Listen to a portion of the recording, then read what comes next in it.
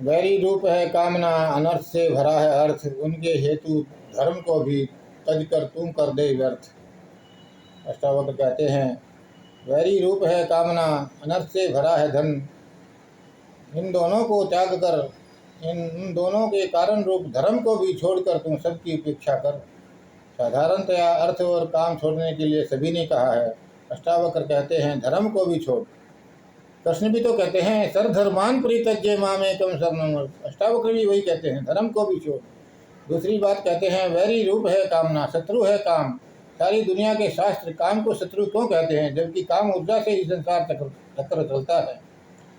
आत्म पुराण में तो लिखा है, कामेन विजितो ब्रह्मा, कामेन विजितो हर, कामेन विजिता विष्णु, शुक्र कामेन निर्जित है। काम ने जीता ब्रह्मा को, काम ने हराया शंकर को, काम ने हराया विष्णु को।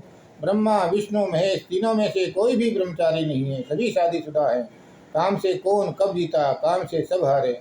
वास्तव में काम ऊर्जा ही संसार चक्र को चलाती है। अगर काम न होता तो संसार से जीवन खत्म हो गया होता। फिर भी काम शत्रु है, क्यों? इसलिए कि ये काम मनुष्य को तृप्त नहीं होने देता। शत्रु तो वही है ना जो तृप्त ना होने दे, हमेशा भूखा प्यासा रखे। काम भी ऐसे ही है। काम सुख लो, फिर क्षण दो क्षण, पहर दो पहर, दिन दो दिन, फिर भूखे के भूखे। काम कभी तृप्त नहीं होने देता। इसलिए काम वैरी है, क्योंकि तुमको तो तृप्त होना है, और तृप्त होने के लिए शांति चाहिए, मोक्ष चाहिए, परमात्मा चाहिए। अष्टावक्र कहते हैं, धर्म की चिंता में मत पड़ना। परमात्मा को पाने के लिए कुछ भी करना जरूरी नहीं है, वह मिला हुआ ही है। मोक्ष कहीं भविष्य में नहीं, मोक्ष अभी यही है। तुम्हारी चाहत से शून्य हो जाना ही मोक्ष है। जिसने परमात्मा को पाना है उसे परमात्मा के जैसा हो जाना पड़ेगा।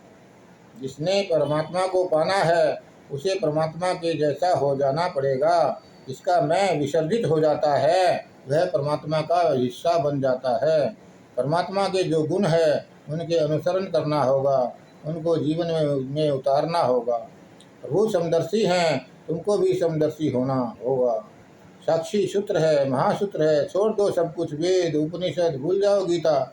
यह एक दो अक्षरों का छोटा सा शब्द साक्षी याद रह जाए तो तुम सारे शास्त्रों को अपने भीतर जन्म दे सकते हो, क्योंकि सभी शास्त्रों की इतनी ही शिक्षा है कि तुम कर्ता न रहो, दृष्टा हो जाओ।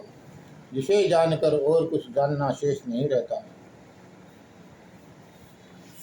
जिसे जानकर और कुछ जानना शेष नहीं रहता।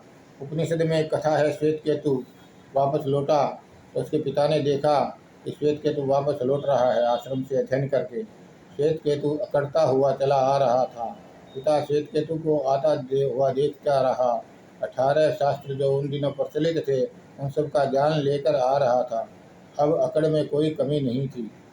श्वेत केतु ने घर में प्रवेश किया। पिता ने उससे पूछा, तो सब जानकर आ गया ऐसा मालूम पड़ता है। उसने कहा, निश्चित ही, आप पूछ कर देख लें, सब परीक्षाओं में उत्तीर्ण हुआ हूँ, सब शास्त्र कंठस्थ हैं। उसके पिता ने पूछा कि तूने अपने गुरु से वह भी जाना या नहीं जिसको जान लेने से सब जान लिया जाता है।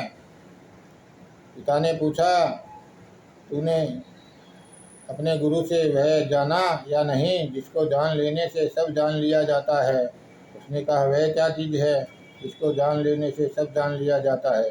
ऐसी तो कोई चीज़ गुरु ने मुझे नहीं बताई जिसको जान लेने से सब जान लिया जाता है। मैं तो वही चीज़ें जानकर आया हूँ जिनको जान लेने से उन्हीं को जाना जाता है, सबका कोई सवाल नहीं उठता। तो पिता ने कहा, तू वापस जा, तो बेकार ही श्रम करके घर लौट आया। तेरी अकड़ ने ही मुझे कह दिया था कि तू अज्ञानी का अज्ञानी वापस आ रहा है। तो शास्त्रों के बोझ से डूब गया है, लेकिन ज्ञान की किरण अभी तेरे जीवन में नहीं फूटी। उसे जानकर आ, जिसे जान लेने के बाद कुछ जानना शेष नहीं रहता। वह बेचारा वापस लौटा उदास, सब व्यर्थ हो गया, वर्षों की मेहनत बेकार चली गई। गुरु से जाकर शिष्य ने कहा, आपने भी क्या सिखाया? पिता ने कहा है कि यह तो कुछ भी नहीं है, और मैं तो यह मानकर लौटा था कि सब जान लिया है। उन्होंने कहा है कि उसे जानकर आ, जिसे जान लेने के बाद सब कुछ जान लिया जाता है। वह क्या है जिसे जानकर सब जान लिया जाता है? गुरुजी मुझे बताइए। उसके गुरु ने कहा, वह तू स्वयं है, लेकिन तूने कभी मुझसे पूछा ही नहीं कि मैं कौन हूँ। तूने पूछा नहीं, मैंने बताया नहीं। तूने शास्त्रों के बारे में पूछा, सारे शास्त्र मैंने तुझे सिखा दिए। तूने यह कभी नहीं पूछा कि मैं कौन हूँ। तूने कभी नहीं पूछा कि मैं कौन हूँ। और जब तक कोई स्वयं को न जान ले तब तक वह ज्ञान नहीं मिलता, जिसे जानने से सब जान लिया जाता है।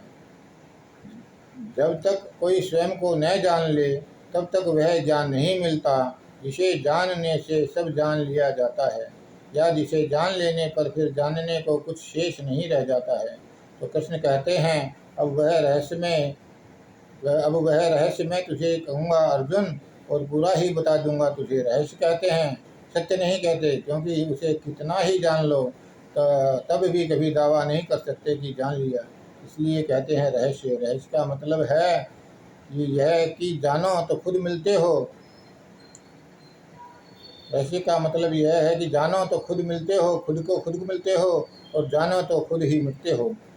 और जानो तो, और एक दिन आता है कि जानना तो पूरा हो जाता है और खुद मिट जाते हैं, लेकिन दावेदार जानने का दावेदार खत्म हो जाता है। वह जो दावा कर सकता था मैंने सब जान लिया, वह बचता ही नहीं। जो भी थोड़ा बहुत ज्ञान सीख लेता है वह समझता है सब सीख लिया।